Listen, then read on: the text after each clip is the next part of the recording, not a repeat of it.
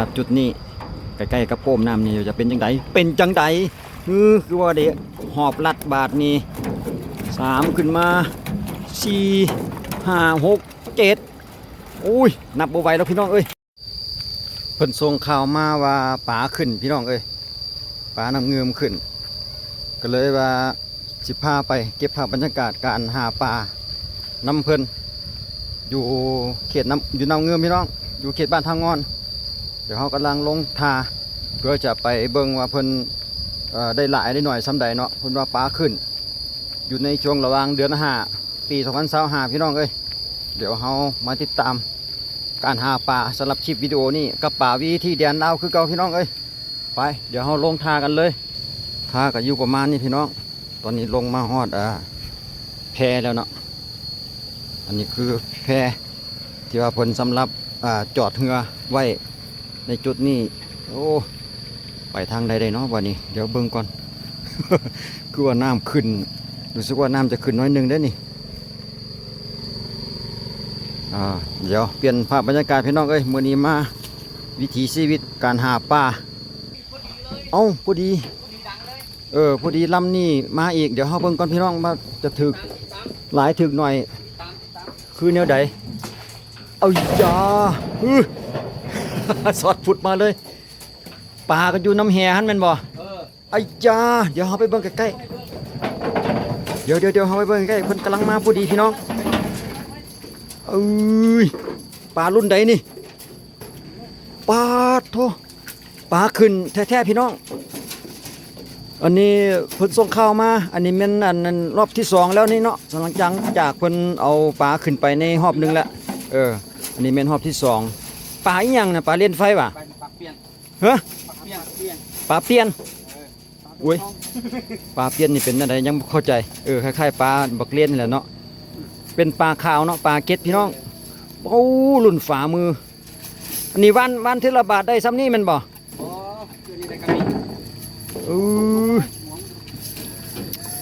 เอาเบิ่งเพิ่นปลดปลาก่อนพี่น้องแสดงว่ามันเดี๋ยวแต่ปลดปลานี่ก็ใช้เวลาสมควรได้นี่คันถึกระดับนี่นะเดี๋ยวจะน้อยพี่น้องเดี๋ยวเขาจะลงไปเก็บภาพบรรยากาศการวานแหหาปลาของเพิ่นอีกทีนึงเอาบรรยากาศสดๆเลยมื้อนี้ขั้นตอนการวานการห้าวขึ้นเดี๋ยวรอจังหวะเพิ่นปลดปลาจุดนี้แล้วซะก่อนบรรยากาศสายน้ำเงินพี่น้องเทคนิคขั้นตอนการหาปลาบางคนสิบ่เคยเห็นนะพี่น้องเอ้ยบางคนเห็นแต่ในคันหม เห็นอยู่แต่น้ำอันในซามอยู่ในตลาดอันนี้เรามาเบิ่งบรรยากาศสดๆการหาปลาก็อยู่ในขอบเขตบ้านทางงอนเฮาพี่น้องสำหรับจุดนี้ทางหน้าเจ้าเห็นก็คือโป้มน้ำของทฤษฎีการเมืองที่ว่าจุดใดที่ว่ามันหวานได้พี่น้องมันก็เป็นจุดคือกันเพราะว่ากับบริเวณอาชีพมั่วต้องคนลึงเคยในพื้นที่ของตนเองเนาะสำหรับการหวานแหในลุ่มแม่น้ำเงิมเอา2 3จวดลงไปเดี๋ยวเรามารุ่นการห้าวอีกทีหนึ่งเป็นจะได้เป็นให้สัญญาณมาว่าต่ำตึกอยู่ว่าสั้นเด้ เอามารุ่นพี่น้องมารุ่นการห้าวอีกทีหนึ่งจวด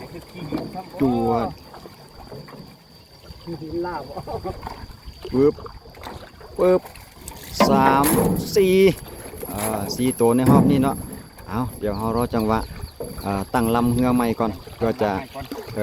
จะวานอีกในรอบต่อไปสำหรับปลานี้ได้4หลังจากเขา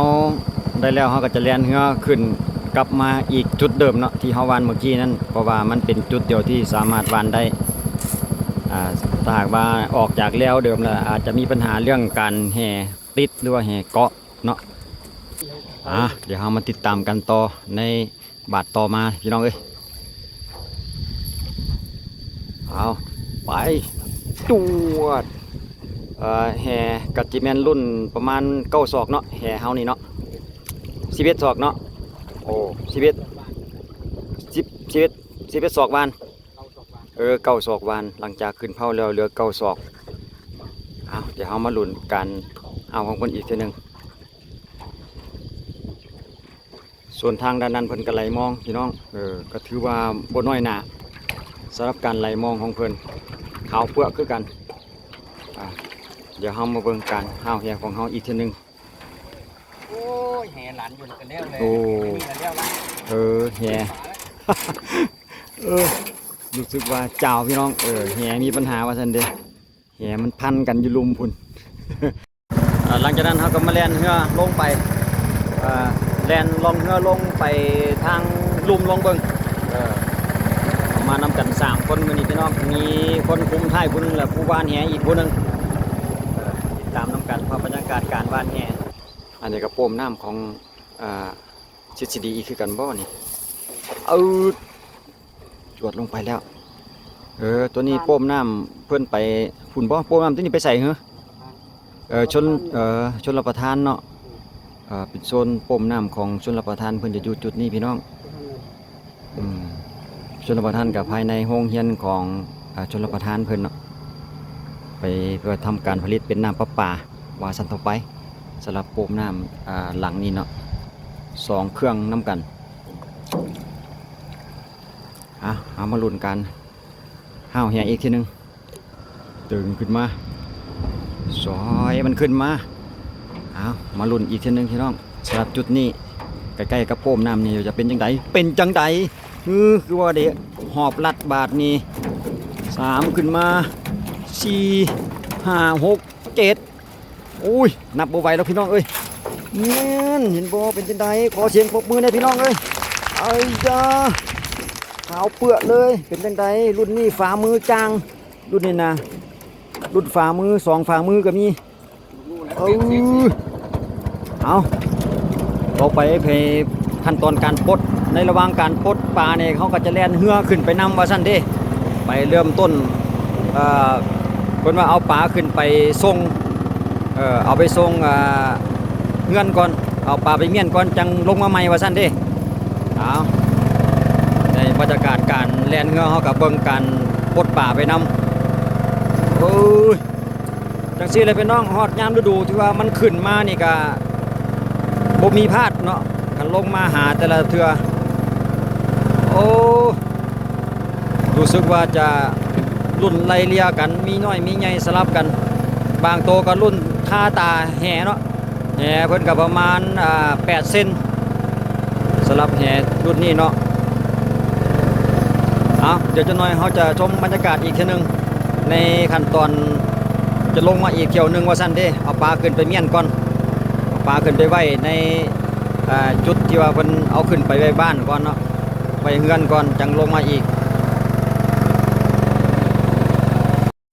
ส่วนที่ได้เมื่อกี้นี่เพิ่นว่าประมาณ3 หรือ 4 โลแล้วว่าซั่นเด้รู้สึกว่าจะมีมาอีก 2-3 คนพี่น้องแต่ละคนก็เบิ่งรู้สึกว่าจะบ่พลาดเนาะยา3ยังมีอีก3 ลำหลังจากเอาขึ้นให้ลูกชายขึ้นไปแล้วพี่น้องลูกชายแบกขึ้นท่าไปเป่าหนึ่งแล้ววันนี้เฮามาติดตามในรอบที่2สำหรับรอบที่2จะเป็นคือแนวใดเดี๋ยวเฮามาติดตามอีกบาทหนึ่งแต่ว่าการรู้สึกว่ามันจะบ่มีแต่เฮาซะแล้วบัดนี้พี่น้องเอ้ยจะมีอยู่2-3 ลำน้ำกันมีอยู่2-3 ลำมา4กับลำของเฮานี่แล้วสำหรับจุดที่ว่าเฮาจีวานแห่นี่เนาะเพราะว่าหลายคนก็หู้ข่าวแล้วก็เจียวกันมาหาคือกันเลยเนาะรอบที่2พี่น้องบาทแรกของรอบที่2ลงไปจวดจ้าดทางด้านนั่นก็อีกลำหนึ่งก็เตรียมคือกัน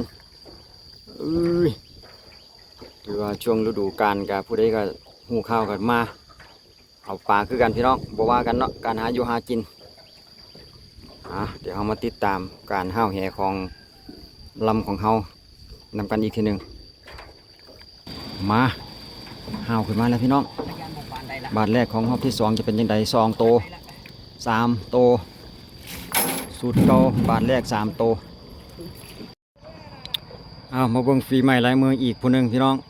ติดตามรับชมคลิปเต็มๆใหม่ๆเลยจวดลงไป มันนั่งรำเรืออีกผู้หนึงลองเบิ่งอยู่ในกลุ่มเดียวกันเนาะสำหรับเฮาเรือ2-3ลำนี่จะเป็นกลุ่มเดียวกันเดี๋ยวมาติดตามการห้าวอีกทีหนึงติดตามอีกผู้หนึงพี่น้องกับหัวหน้าอีกลำหนึ่งตอนนี้กำลังทำการห้าว1ขึ้นมา2 3อุ้ยอันนี้มันจะได้ซุ่มบ่พี่น้องเลยอุ้ยลักษณะนี้ต้องได้ซุ่มซะแล้วพี่น้องต้องได้ซุ่มเป็นจังใดข่าวเปื้อขอเสียงตบมือแด่เอ้ยดีว่าสวยงามเอาเดี๋ยวเขาจะต้องได้คุมท่ายซะก่อนพี่น้องเพราะว่าปะวางบ่ได้จุดนี้ต้องได้มีคุณคุมท่ายให้แป๊บหนึ่งเอาจะให้เขาฟังก่อนปะดันขึ้นเทิงก่อนเนาะเดี๋ยวตั้งลำใหม่เนาะโอเคแป๊บหนึ่งพี่น้องถือว่าหลายโลเติบพี่น้องเดี๋ยวเขามาเบิ่งก่อนจนได้เอาเหือเขาเทียบฟังก่อนพี่น้องเพื่อปลดป่าสารบบาดเมื่อกี้นี่เดี๋ยวเขาเบิ่งใกล้ๆก่อนกำลังเอาเหือเขาเพื่อเตรียมปลดป่าซะก่อน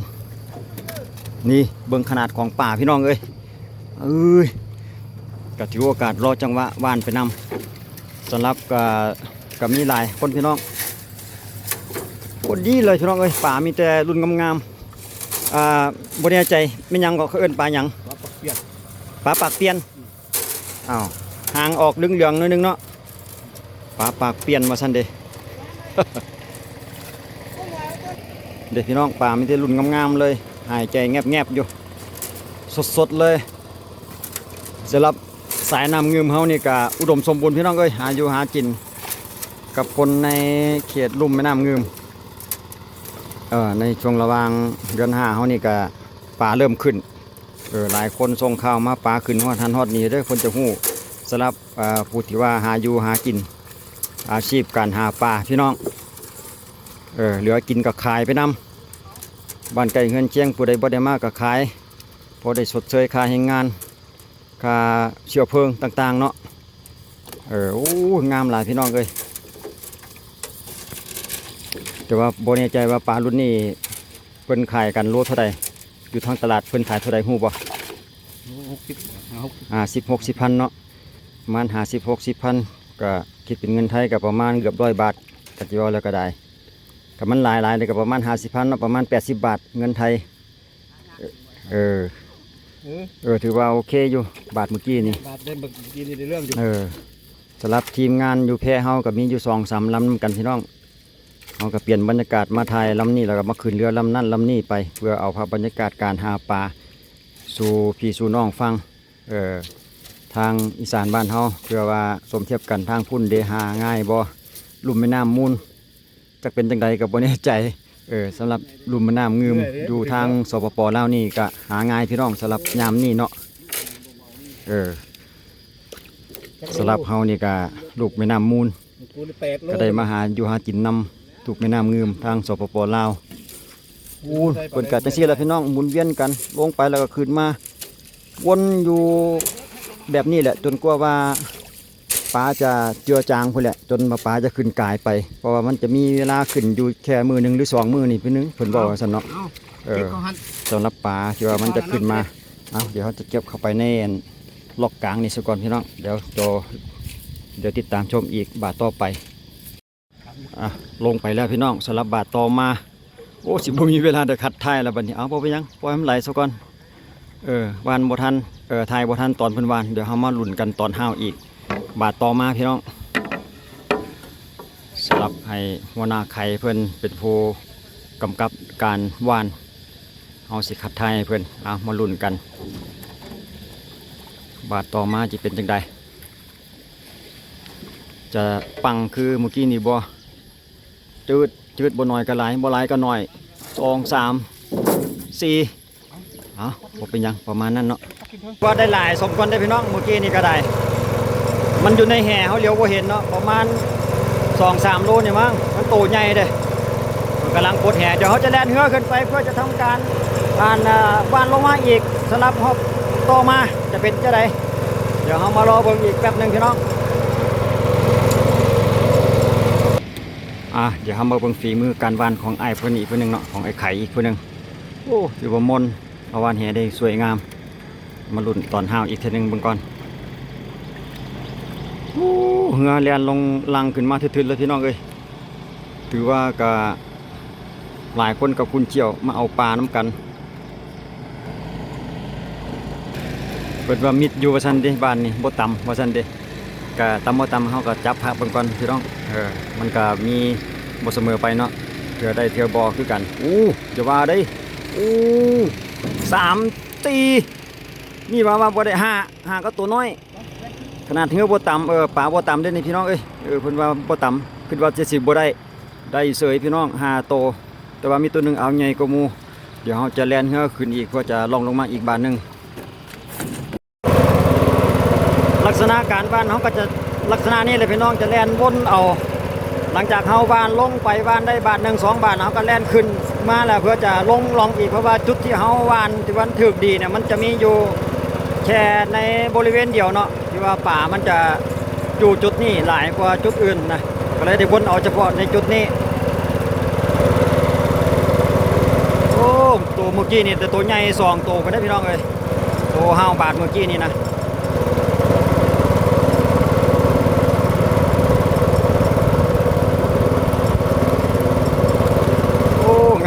งามป่าแต่ละรุ่นนี่ถือว่าใส่งามๆทั้งนั้นเลย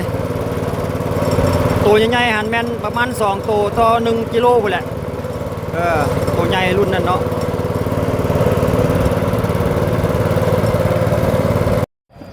เดี๋ยวเรามาลุ้นอีกเทื่อนึงคือว่าเงียบแท้สุดนี้นะ คือบ่ล่ะบาทบ่ได้ก็มีคือกันเด้อพี่น้องเอ้ยเจ้ากันหลังจากนั้นเราก็เอามาขึ้นทาแล้วพี่น้องขึ้นทาแล้วเอาไปงวดที่2เลยนี่งวดนี้เพิ่นว่าก็อยู่ประมาณ20 กว่ากิโลสำหรับงวดนี้เนาะงวดก่อนอีก20หรือ30พุ่นแหละตอนนี้ก็ใกล้สิเที่ยงแล้วก็คลิปเฮาก็จะจบในกับบรรยากาศตอนเอาปลาขึ้นแล้วพี่น้องสำหรับการหาปลานั้นน้ำเงินเฮาก็อยู่ประมาณนี้เนาะก็ขอบใจทุกท่านที่การรับชมเดี๋ยวไว้เจอกันคลิปหน้าสำหรับคลิปนี้สบายดี